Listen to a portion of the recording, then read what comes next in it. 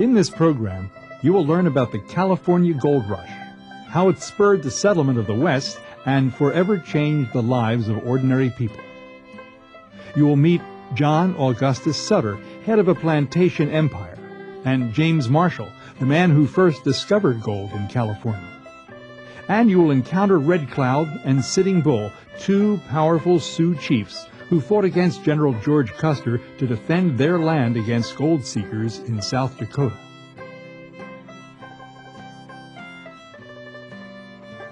Even before gold was discovered in California in 1848, the West offered Americans a chance to live out their dreams.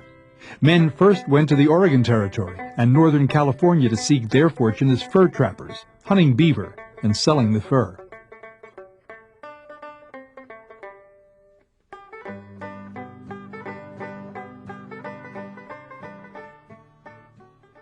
California was still sparsely populated then. There were only about 7,000 Mexican settlers, and most were ranchers. California was originally part of the Spanish territory of Mexico. In the 1700s, Spain established a series of Catholic missions along the California coast, from San Diego up to San Francisco. In addition to their religious work, the missions developed big farms, which often used Indian labor to grow food and raise livestock. When Mexico won its independence from Spain in 1821, it took control of California and granted a few Mexican Californians large areas which they turned into huge cattle ranches. They, too, relied on Native Americans to do much of the hard work to run the ranches. In the early 1840s, a large-scale American migration began to the West. These people were called emigrants because they were leaving the United States to move to new territories. At first, people occupied lands in Oregon country, but soon emigrants began to leave the Oregon Trail near the Snake River and head for California. Many of the early American settlers to California had read of the exploits of John Fremont.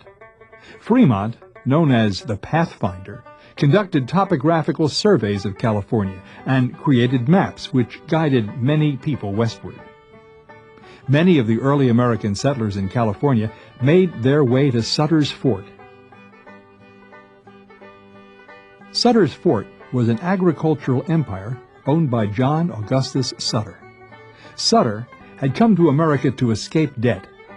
He made a prosperous new life in California. Sutter attained a grant of 50,000 acres of choice land where the Sacramento and American rivers meet. One of the conditions of his Mexican land grant is that he needed to have families settle on his land to develop it, another plan by the Mexicans to populate the area. Most of the people in California, the Californios, the Mexicans of California, had their ranchos and they were living a wonderful life. So he sent press releases east that land could be had in California. Just come to New Helvetia and John would help you out. And he did. And people started to come. As the American presence in California started to grow stronger, so did interest in making California part of the United States. When the United States officially went to war with Mexico in 1846, the Americans settled in California.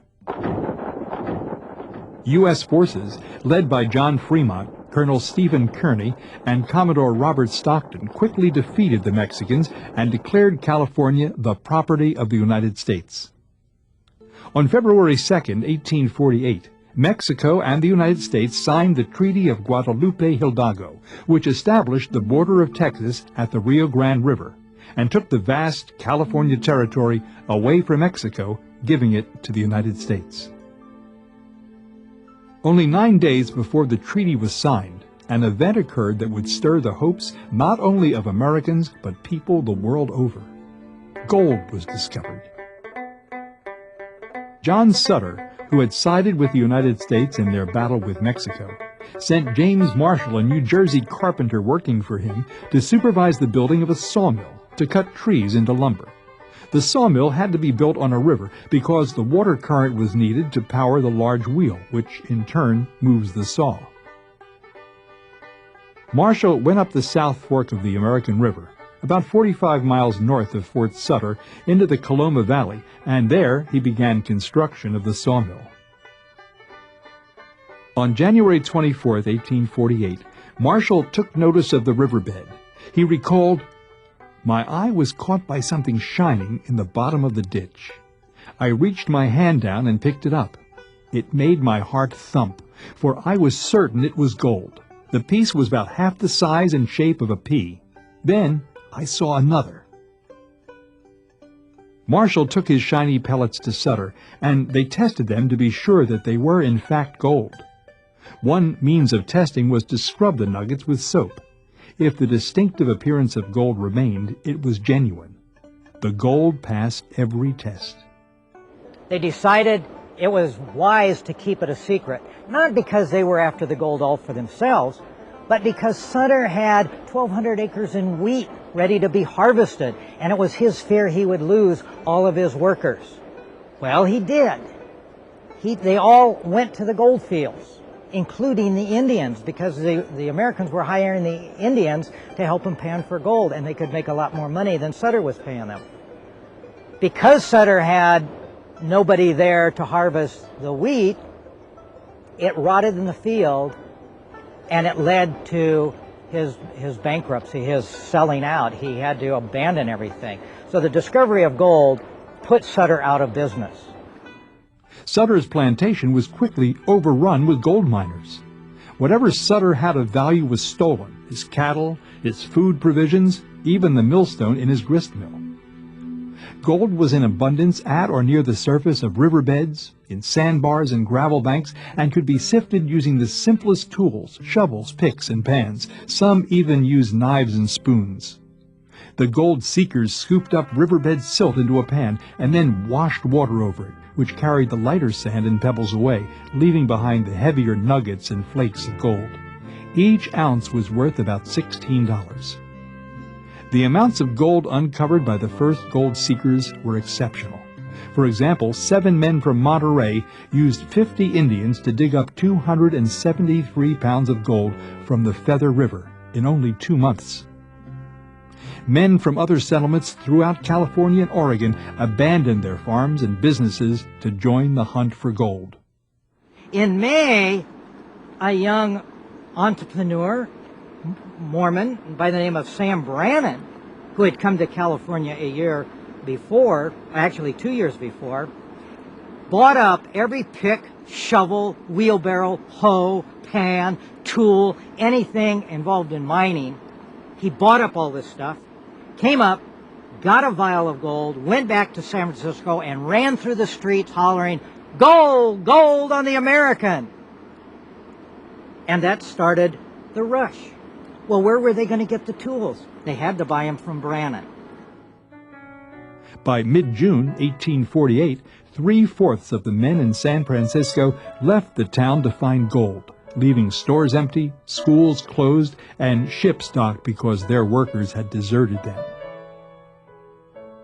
By late summer 1848, newspapers back east began to reprint stories from California papers about the discovery of gold. They printed letters from miners telling of their successes. Many Easterners doubted these claims until President Polk confirmed the stories in December of that year. Soon, fortune seekers arrived in California from all over the United States and the world, including Europe. Ships traveling from California to Hawaii, Mexico, South America, and China all brought back gold hunters as well as supplies to sell. Most of these men expected to return home as soon as they struck it rich. For many years, there were very few women who made the trip to California. This began to change, and they tried to bring more women settlers out to California. California, for example, was the first American state to pass a law that would allow married women to retain the property they owned before they were married. And this was a big deal because that brought women out to California realizing that once they got married, they would still retain their property rights. Gold seekers had a choice of traveling to California by land or sea. Both were treacherous. Travelers might choose to sail to Panama and take a separate ship north to California. They risked disease and other hardships on the long journey.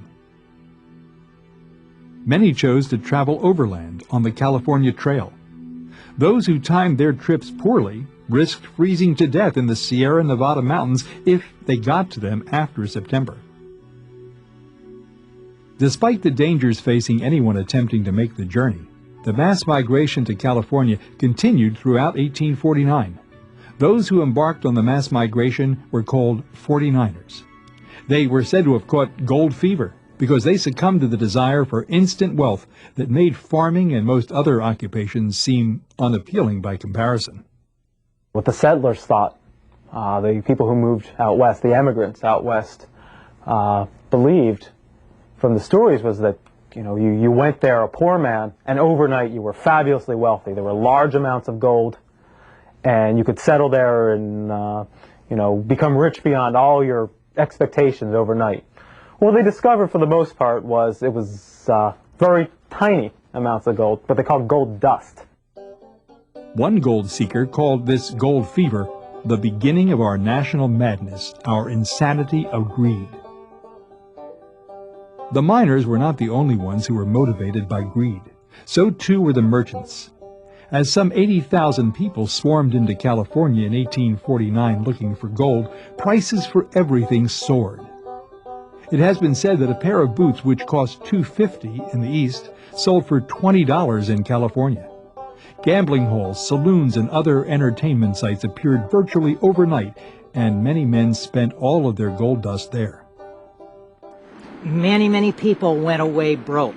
The people that did make money, though, were the business people. The people that could sell watermelons or tomatoes or potatoes or squash, lettuce, people who were raising beef. Those were in great demand because these miners that were showing up in 49 and 50 literally had nothing but was on their back. Wherever gold was found, boomtown settlements sprang up. The men set up tents and wooden shanties as their only protection against the weather. Many of these instant towns disappeared as soon as the gold was mined out. The gold miners spent long, hard hours digging and sifting as ice-cold torrents of water came down from the mountains and the sun beat down. Their boots and clothes rotted away, their hands blistered. Heavy rains would wash away the dams they built, forcing them to start all over again. Many of the gold seekers who left their homes in 1849 did not make it to the digging sites until 1850, by which time much of the surface gold had been removed. It took teams of men to wring any new gold from the earth. The miners built contraptions called long toms that were between 8 and 15 feet long.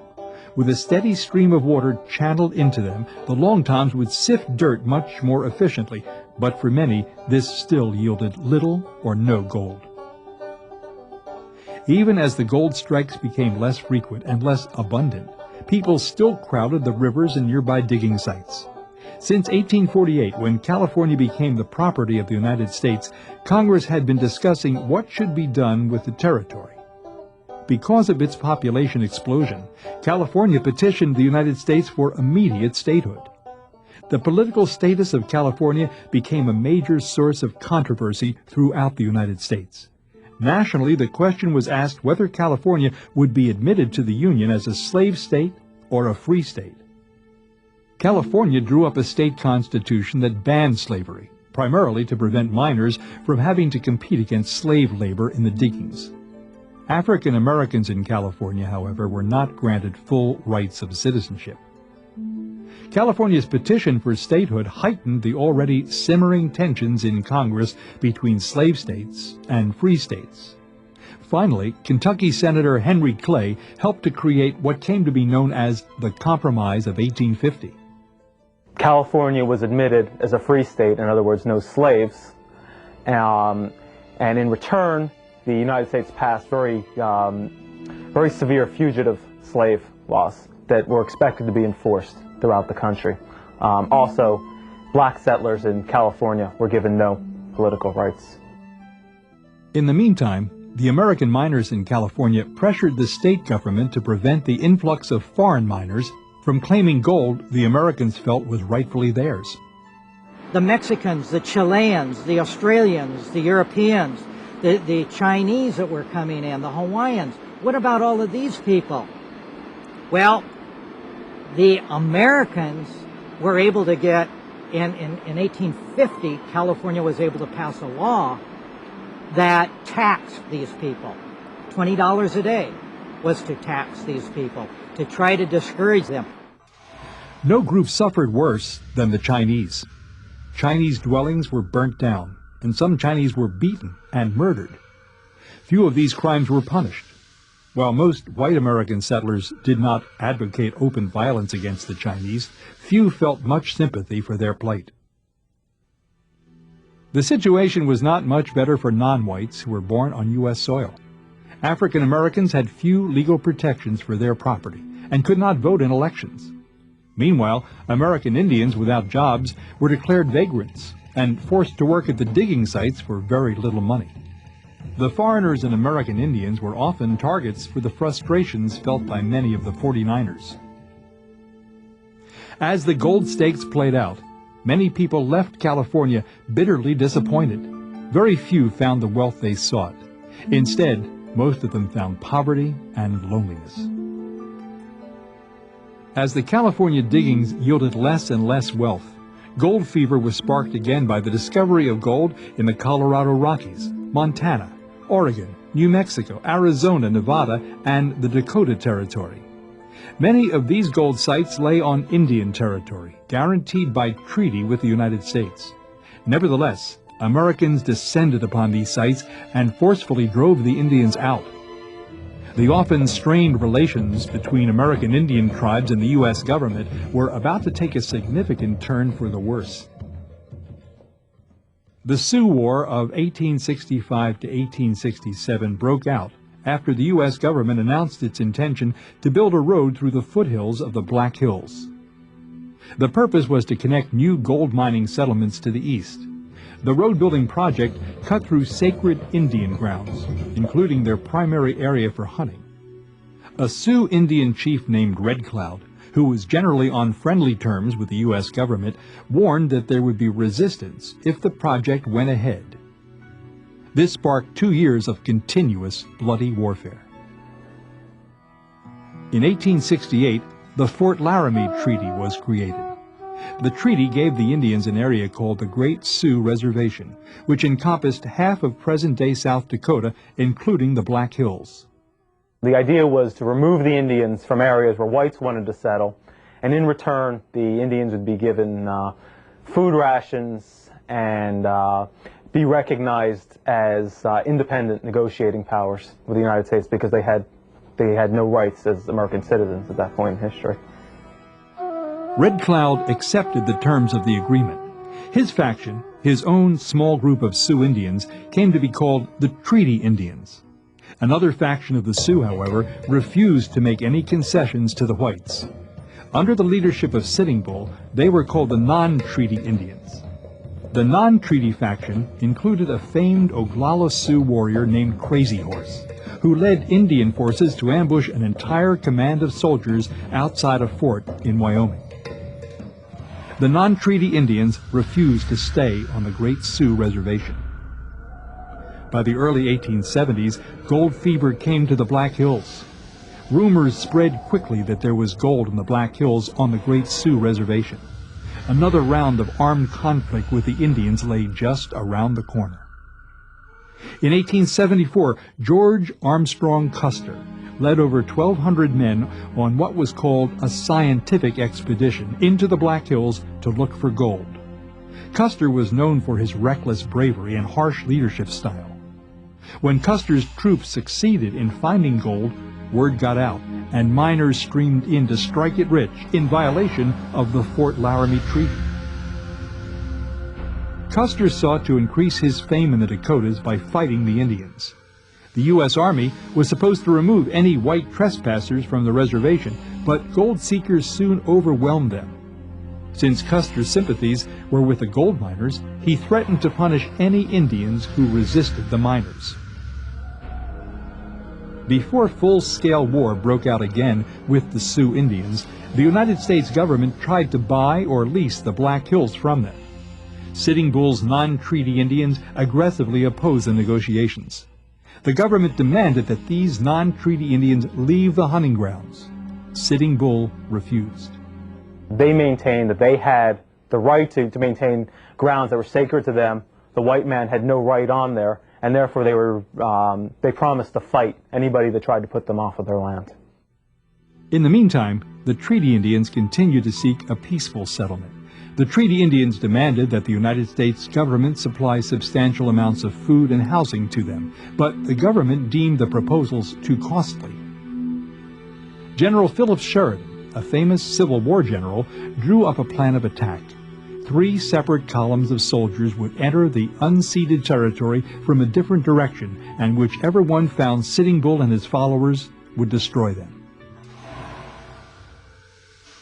On June 25, 1876, Custer brought his troops into the valley of the Little Bighorn River and split his forces, hoping to surround Sitting Bull's faction. However, he didn't know that many treaty Indians came to join Sitting Bull and his non-treaty Indians to fight the whites, and their numbers swelled to 6,000. As Custer's troops rode down from a ridge into the valley, the Indians overwhelmed and killed them. The disaster at Little Bighorn caused the Americans to intensify their military campaign against the Indians. Eventually, with superior numbers and more advanced weaponry, the Americans won out. Sitting Bull refused to surrender. Instead, he escaped to Canada, refusing to give up his way of life. He vowed, "I will remain what I am until I die, a hunter. And when there are no buffalo or other game, I will send my children to hunt and live on prairie mice, for where an Indian is shut up in one place, his body becomes weak." After the defeat of the Sioux, the Americans restricted Indian tribes to smaller and smaller pieces of land in reservations. The surviving Indians lived in poverty. Their hunting grounds became almost barren, as their primary game, buffalo, were hunted to near extinction. They were completely dependent on anything the United States government would grant them, whatever little that was. And it was not for many years that Indians enjoyed the same rights as citizens that the rest of the country did. When Americans moved out west, they dreamed of attaining lives of ease. Gold fever definitely infected the United States. It captured the imagination of everybody. People left by the thousands. In 1849, it's estimated that maybe upwards of 40,000 people left the Midwest and the East coming overland. Another 50 or 60,000 came by sea, and they all arrived in California looking for their fortunes. Instead, they largely found disappointment. Still, the American people did fill out the country's natural borders, spreading from the Atlantic to the Pacific Ocean and farther north and south than the nation's founders had ever thought possible. On January 24th, 1848, James Marshall discovered gold near Sutter's Mill on the banks of California's American River. People were said to have caught gold fever, and those who embarked on the mass migration for gold were called 49ers. In 1868, the Fort Laramie Treaty was created, giving the Indians an area called the Great Sioux Reservation. In the early 1870s, gold was discovered on the Great Sioux Reservation, and gold seekers overwhelmed the reservation in violation of the Fort Laramie Treaty. On June 25, 1876, General George Custer and his troops were defeated by Sitting Bull and his non-treaty Indians at the Battle of Little Bighorn.